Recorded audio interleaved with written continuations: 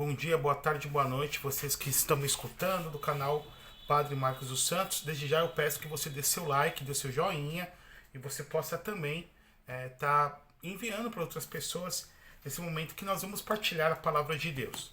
É um momento também que eu gosto de aprofundar um pouquinho mais com relação às homilias dos domingos, das festas ou das solenidades.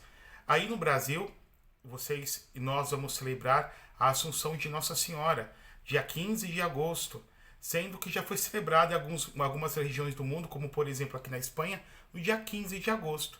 Mas por questões pastorais, a gente sabe no Brasil que essa festa é transferida para o domingo seguinte, o domingo subsequente ao dia 15, a fim de que possam as pessoas participarem, porque também é uma festa de preceito. O Senhor esteja convosco, Ele está no meio de nós. Proclamação do Santo Evangelho de Nosso Senhor Jesus Cristo, segundo São Lucas. Glória a vós, Senhor. Naqueles dias, Maria partiu para a região montanhosa, dirigindo-se apressadamente a uma cidade da Judéia. Entrou na casa de Zacarias e cumprimentou a Isabel. Quando Isabel ouviu a saudação de Maria, a criança pulou no seu ventre e Isabel ficou cheia do Espírito Santo. Com um grande grito, exclamou: Bendita és tu entre as mulheres, e bendito é o fruto do teu ventre. Como posso merecer que a mãe do meu Senhor venha me visitar? Logo que a tua saudação chegou aos meus ouvidos, a criança pulou de alegria no meu ventre. Bem-aventurada aquela que acreditou, porque será cumprido o que o Senhor lhe prometeu. Então Maria lhe disse: A minha alma engrandece o Senhor, e o meu espírito se alegra em Deus, meu Salvador, porque olhou para a humildade da sua serva. Doravante, todas as gerações me chamarão bem-aventurada, porque o Todo-Poderoso fez grandes coisas em meu favor. Meu nome é santo, seu nome é santo, e sua misericórdia se estende de geração em geração a todos que o respeitam. Ele mostrou a força do seu braço, dispersou os soberbos de coração, derrubou do trono os poderosos e elevou os humildes. Encheu de bens os famintos, despediu os ricos de mãos vazias, socorreu Israel, seu servo, lembrando-se da sua misericórdia, conforme prometeram nossos pais, em favor de Abraão e de sua descendência para sempre. Maria ficou 3 meses com Isabel e depois voltou para casa. Palavra da salvação, glória a vós, Senhor. Que as palavras do Santo Evangelho perdoem os nossos pecados. Amém. Ave Maria, cheia de graça, o Senhor é convosco. Bendita sois vós entre as mulheres. Bendito o fruto do vosso ventre, Jesus. Santa Maria, Mãe de Deus, rogai por nós, pecadores, agora e na hora de nossa morte. Amém. Em nome do Pai, do Filho e do Espírito Santo. Amém. Meus irmãos, minhas irmãs, nós estamos festejando, celebrando essa solenidade de Nossa Senhora, da Virgem Maria, que em si é a maior solenidade de todas. Deveríamos celebrar com grande pompa, porque nós estamos festejando a passagem, podemos dizer, a Páscoa da Virgem Maria, de Nossa Senhora, desse mundo para o céu. E a igreja vem dizer justamente na Assunção que Maria Santíssima está em corpo e alma no céu. Quando nós vamos falar da Virgem, como nós vamos falar de Nossa Senhora, e eu gosto muito de falar simplesmente a Virgem Maria. Nós, de tradição de língua portuguesa, falamos sempre Nossa Senhora, por conta que chamamos Jesus Cristo de Nosso Senhor. Então, como nós chamamos Jesus Cristo de Nosso Senhor, acabamos chamando a Virgem de Nossa Senhora também. Só que cada povo acaba dando título para Nossa Senhora. Por exemplo, os italianos chamam de La Madonna, os franceses de Notre Dame e os de fala espanhola de a Virgem, La Virgen. Então eles não falam, por exemplo, Nossa Senhora como nós, mas La Virgen, ou seja, a Virgem com V maiúsculo, porque é justamente a Mãe de Deus. E nós falamos Nossa Senhora disso ou daquilo a partir de alguma circunstância da vida dela ou a partir de alguma aparição que houve, de alguma cidadezinha que ela apareceu. Exemplo, ela aparecendo em Fátima, em Portugal. Ficou Nossa Senhora de Fátima, aparecendo em Lourdes, na França. Nossa Senhora de Lourdes, porque apareceu. Ou alguma circunstância da vida da Santíssima Virgem Maria. Exemplo, Nossa Senhora, fugindo por causa da perseguição de Herodes com São José e o menino Jesus. Nossa Senhora do Desterro, foi desterrada. A Virgem Maria aos pés da cruz. Nossa Senhora da Piedade ou Nossa Senhora das Dores. Então que fique isso bem claro para cada um de nós. Por quê? Porque justamente, por mais que nós expliquemos, há uma profunda ignorância por parte dos católicos que não entende nada. De repente a gente sempre escuta as pessoas falarem assim, ah, padre, aquela santa. Não, quando falamos da Virgem, nós falamos daquela que é a Santíssima Virgem Maria, porque é a mãe de Deus e também porque é a nossa mãe e porque também é a criatura mais santa que Deus criou. Quando nós falamos de criatura, meramente criatura, não há ninguém mais santo que Nossa Senhora. Claro, Jesus Cristo é Deus e é homem. Jesus Cristo é a segunda pessoa da Trindade. O Pai, o Filho e o Espírito Santo. Jesus é o Filho, que se fez homem. Apenas a humanidade de Jesus foi criada, mas Jesus é Deus. Então vamos lá. Para a gente poder entender a solenidade de hoje, e na liturgia de hoje tudo fala da Virgem, seja o livro do Apocalipse na primeira leitura, que não dá para a gente desenvolver muito, senão ficaria muito longo essa exposição, seja também na carta aos Coríntios, no capítulo 15, que Paulo ele vem desenvolver a doutrina sobre a ressurreição dos mortos, a doutrina sobre a ressurreição da carne. Lembrando que nós católicos, nós cristãos, nós não acreditamos na reencarnação e também não acreditamos no mortalismo, de que meramente só no juízo final vai acontecer a ressurreição, como prega os testemunhas de Jeová, como apregoa os adventistas do sétimo dia. Nós acreditamos que com a morte acontece a separação da alma e do corpo e existe essa situação temporária entre céu, inferno e purgatório, mas no último dia da humanidade, quando Jesus Cristo voltar para acontecer o juízo final, todos nós seremos ressuscitados, cada qual com o seu corpo, porém não com corpo material, veja, um corpo material, mas não com um corpo com as características que temos hoje. Um corpo material, porém com uma matéria espiritualizada, uma matéria pneumatizada, uma matéria glorificada, que a nossa mente não concebe totalmente, por causa disso que nós entramos no horizonte do mistério. Um corpo que será como o corpo de Jesus, como o corpo de Nossa Senhora, não preso aos limites, do espaço, não preso aos limites das dores e das outras contingências corporais que nós sofremos. Não é o caso de eu explicar isso aqui. Mas o que a igreja ensina sobre a Assunção de Nossa Senhora? É necessário vermos o que a igreja ensina sobre Nossa Senhora. Primeiramente, Nossa Senhora, quando nós festejamos, é filha de Joaquim e de Ana. Joaquim, que era da tribo de Judá, Ana, que era da tribo de Levi. Ou seja, ela era uma mulher da realeza de Israel, como nosso Senhor Jesus Cristo também. E aí nós vamos ver que Nossa Senhora trouxe privilégios e prerrogativas que Deus concedeu para que ela pudesse cumprir a sua missão. Então, a primeira verdade que a igreja vem nos ensinar, e a partir dessa verdade decorre as outras, é que ela é mãe de Deus. Então, aquele que nasceu de Maria Santíssima é a segunda pessoa da Trindade, é uma pessoa divina. Jesus não é uma pessoa humana, Jesus é uma pessoa divina que tem em si a natureza divina e a natureza humana, como você que é mãe. Você que é mãe gerou uma pessoa, o João, a Maria, a Laura, a Carol, não sei, qualquer nome que a gente pode dar para uma pessoa, o Pedro, o Paulo. E essa pessoa tem um corpo material e tem uma alma espiritual. Quem criou a alma? Deus, no momento da concepção. Mas você que é mãe, você não fala, eu sou mãe do corpo do Paulo. Não, você fala, eu sou a mãe do Paulo. E aí subtende-se também que você é a mãe da pessoa do Paulo por inteiro. A gente não vai dividir a pessoa em corpo e alma justamente nesse mundo. Então, aquele que nasceu dela é Deus, que não deixou de ser Deus ao nascer dela. Então chamamos ela de mãe de Deus. Não que ela tenha gerado a divindade ela não gerou. A divindade foi gerada pelo Pai, mas ela gerou a pessoa inteira, íntegra, una, e essa pessoa é Deus. Então nós chamamos de mãe de Deus.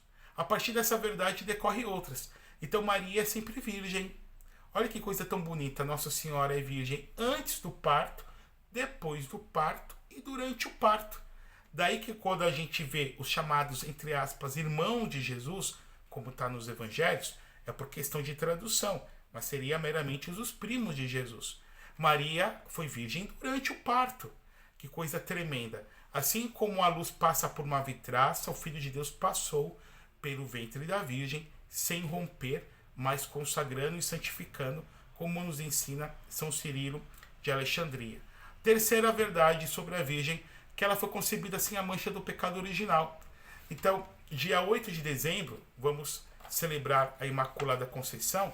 O que a igreja vem nos ensinar? A partir da Bíblia, a partir da tradição, que desde o primeiro instante da fecundação, da concepção. Concepção é quando o espermatozoide se encontra com o óvulo, ou seja, espermatozoide de Joaquim com o óvulo de Santana, fecundaram-se por graça de Deus, por causa de Jesus. Então, em vista dos méritos futuros de Cristo, Maria foi preservada, imunizada, isenta de toda mancha, de toda corrupção do pecado original que nós herdamos dos nossos primeiros pais, Adão e Eva. Só Jesus e Maria foram preservados desse pecado. Ela foi preservada por conta de Jesus. Então, Imaculada Conceição. Aí sim, tudo a gente vai contemplando e nós vamos vendo uma coisa decorrente da outra, por ela ser mãe de Deus, por ela ser sempre virgem, por ela principalmente também não ter cometido nenhum pecado, por ter sido isenta de pecado, imunizada de pecado e concebida sem o pecado original, por ela ter crescido de santidade em santidade, a ponto na cruz ter atingido seu cume, em Pentecostes muito mais ainda, ela passou deste mundo para outro sem experimentar da podridão da morte. Pergunta, padre, Nossa Senhora morreu ou não morreu? O texto do Pio XII, então esse dogma, essa solenidade já existia, mas a partir dessa solenidade, o Papa, a partir de outros estudos também que ele fez, o Papa Pio XII, no ano de 1950, proclamou na Bula Inefabulus Dei, Deus, o dogma da Assunção de Maria. Ele não entra nos meandros de dizer se Maria morreu ou não morreu. Diz, terminado o transcurso da sua vida terrestre, ela foi elevada em corpo e alma aos céus. Há duas linhas. Há uma linha grega dizendo, por exemplo, que Maria apenas passou por um sono profundo, né, chamado dormício, e depois foi para o céu. E há uma outra linha latina, romana, que diz que Maria, em tudo querendo experimentar o que seu filho experimentou, em tudo querendo vivenciar e imitar, ela morre de amor. Então, de amor não só se vive, de amor também se morre. Maria, então, morre de amor, como diz o Cântico dos Cânticos, né? Que a paixão, que o amor é mais forte do que a morte. Então, para a gente poder tentar entender essa questão. Como a gente vai entender a vida de Nossa Senhora, ela que nasce em Nazaré, depois vamos ver Nossa Senhora em Belém, vamos ver a Virgem Maria em Jerusalém, quando vai apresentar o menino Jesus, vamos ver Nossa Senhora fugindo para o Egito, ficando alguns anos junto com São José no Egito e o menino Jesus por conta da perseguição de Herodes, e depois São José, avisado em sonhos, vai para Nazaré. Então a vida de Nossa Senhora vai transcorrendo nessas cidades, a ponto de vermos depois, quando começa o ministério público de Jesus, em Caná da Galileia, que era uma cidade próxima. Diz a tradição que São José morreu quando Jesus tinha em torno de 19 anos. Então, depois dos 19 anos, até a morte de Jesus, Nossa Senhora permaneceu viúva. Vemos Maria vivenciando a sua virgindade, a sua responsabilidade com São José, claro que guardando a virgindade também, e mais também depois a sua viuvez. Vemos Nossa Senhora quando começa o ministério público de Jesus, depois de João 2, em Caná da Galileia, quando Jesus realiza o primeiro milagre, transformando a água em vinho. Depois vamos ver a Virgem aos pés da cruz. Né? Aos pés da cruz, Nossa Senhora, o que Jesus sofreu na carne, ela sofreu no coração. E lá Jesus entregou ela para ser a nossa mãe espiritual. Nossa Senhora, que com certeza, apesar de não estar no Evangelho, Jesus apareceu ressuscitado dos mortos para sua mãe. E vamos ver a Virgem Pentecostes, ou seja, ela recebendo o Espírito Santo juntamente com os apóstolos em Pentecostes em Jerusalém. Aí nós vamos sair dos evangelhos e vamos para a tradição, que também é uma fonte da revelação. Nossa Senhora viveu alguns anos, varia de autor para autor, entre 12 a 24 anos depois da ressurreição e da ascensão de Jesus. Ela viveu com João Evangelista na cidade de Jerusalém, provavelmente passou por Antioquia e viveu uns anos em Éfeso, onde é hoje a Turquia. Na época, fazia parte apenas da parte oriental do Império Romano, a região da Anatólia ou também da Ásia Menor, na cidade de Éfeso, tanto quanto que nós temos uma carta de Paulo para os Efésios, porque São Paulo também passou por lá. E aí, transcorridos os dias mortais da Virgem, ela passou desse mundo para o outro em corpo e alma nos céus. Então, ela não experimentou da podridão da morte que nós um dia vamos experimentar. Todas as almas, os santos, estão apenas em alma no céu. Os seus corpos estão na terra, seja de uma forma incorruptível ou não, mas estão aqui na terra, aguardando o soar da trombeta, da ressurreição final, que isso acontecerá no último dia. Mas nós temos 2 corpos ressuscitados no céu. Temos um corpo masculino, que é o de Jesus, e temos um corpo feminino, que é da Virgem Maria. Ou seja, aquilo que vai acontecer conosco no último dia da humanidade aconteceu por antecipação com Nossa Senhora. Então ela está em corpo e alma nos céus.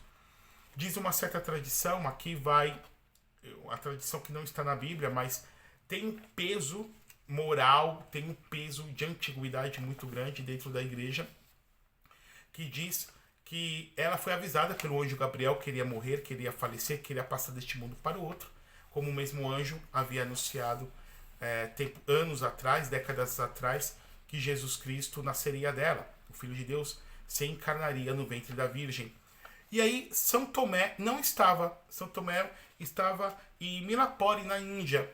Os demais apóstolos foram avisados milagrosamente e eles, por sua vez, foram para Jerusalém.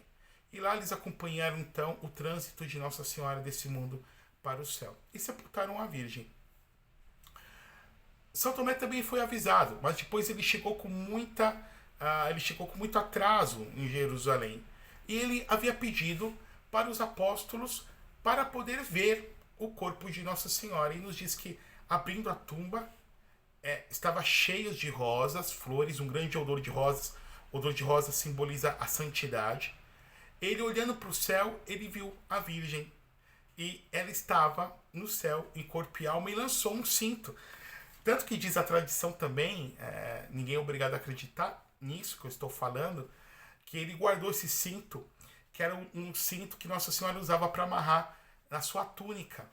E ele depois levou esse cinto, que fez muitos milagres, em Milapore, na Índia.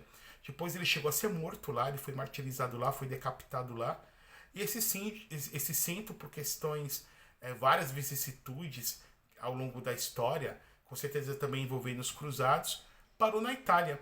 Então tem, na Diocese de Prato, na Itália, eles dizem que tem uma relíquia desse cinto, que era de Nossa Senhora e que está em poder dessa Diocese de Prato, e é invocado a chamada Madonna della Cintola. Então, se vocês jogarem no Google, vocês vão ver esse cinto milagroso, esse cinto que teria sido utilizado por Nossa Senhora e dado por presente a São Tomé.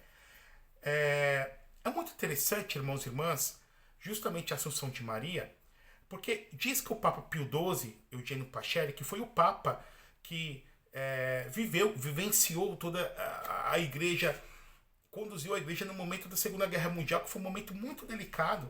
Lembrando que a Segunda Guerra Mundial foi de 39 a 45 do século passado. E o Papa Pio XII, ele queria proclamar o dogma da Assunção, mas ele estava hesitando um pouco se proclamaria ou não. Havia uma escola, uma corrente teológica na Alemanha, das universidades alemãs, que eram contra a proclamação desse dogma. Então o Papa Pio XII, muito devoto de Nossa Senhora, pedindo sua intercessão, diz que foi dado para ele um sinal.